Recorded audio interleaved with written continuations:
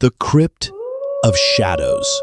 Darkness fell over Grendel's moor like a burial shroud, silent, dense, and thick enough to drown the moonlight.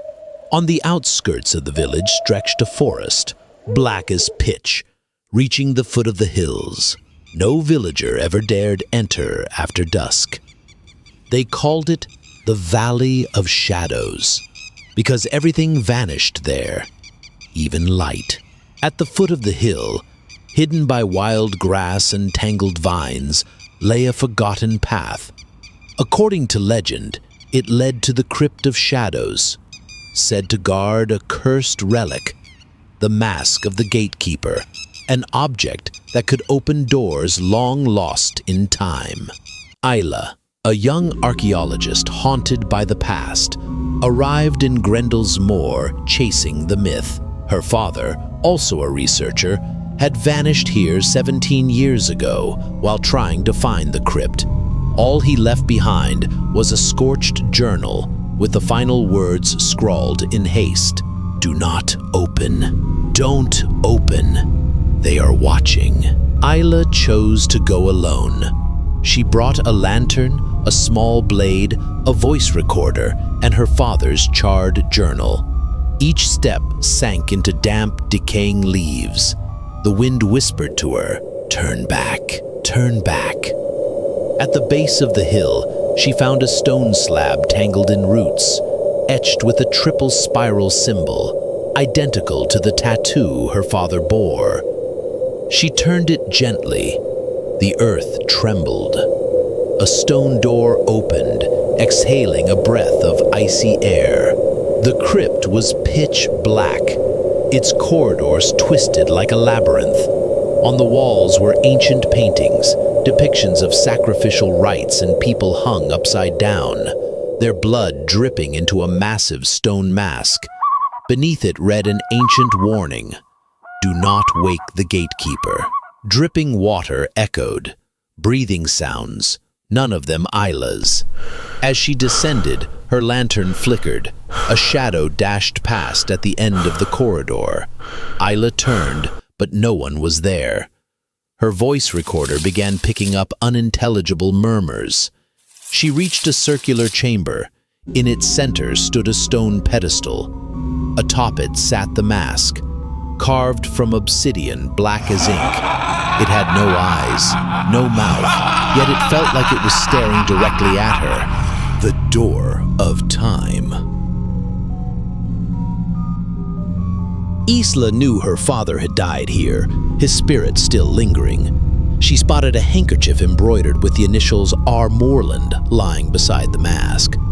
Despite every warning, she reached out and touched it. A chill ran through her spine. The walls trembled, a jagged crack opened, revealing a strange door, clearly not of this world.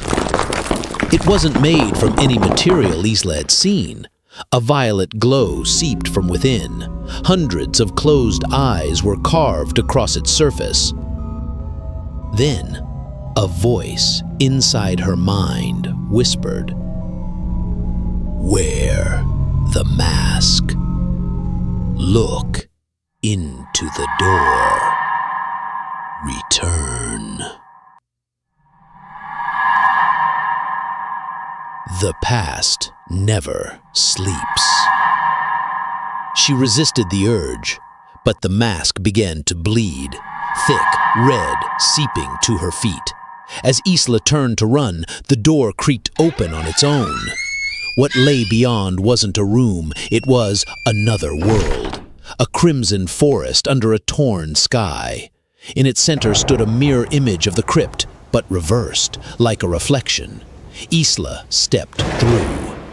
In this distorted realm, time unraveled. She saw her father, much younger, digging in the crypt. She screamed his name, but he didn't hear. Then it appeared, a monstrous shadow behind him, the gatekeeper. It wore a mask identical to the one Isla carried. It stood 3 meters tall, with blood-red eyes and hands shaped like scythes. Isla stumbled back. The creature saw her. It hissed, "The The past cannot be changed. Only blood can seal the door. A life for a soul. Isla fled back to the crypt, but the door remained wide open. She realized once the door of time was opened, it would never stop taking. Suddenly, a decayed hand grabbed her ankle. Dozens of masked corpses began crawling out of the walls, grinning with eyeless faces. Panicked, Isla remembered the final line in her father's journal. Only blood of the blood can seal the gate. She drew her blade, sliced her palm, and spilled blood onto the mask. It lit up. The door trembled, but not enough. The gatekeeper approached, empty eyes like twin abysses. Isla wrapped her father's handkerchief around the mask and whispered, "I accept. A soul for a soul." She placed the mask back. The door slammed shut. The crypt collapsed with a deafening roar. In Grendel's Moor, the villagers say the forest has been silent since that night. But if you pass near it at midnight, some claim they see a masked figure standing in the fog, unmoving as if guarding something unspeakable. No one knows if Isla survived, but a new legend has begun. The gatekeeper has changed. The crypt still sleeps, and the forgotten doors of time are not gone, only dreaming. What if the mask chose you to be the next guardian? Subscribe to Dark Whispers if you believe the shadows remember what light forgets. If you've heard your name whispered in a room you thought was empty. If you're not afraid to walk through doors that should have stayed sealed. Some legends aren't told. They wait for the right soul to return.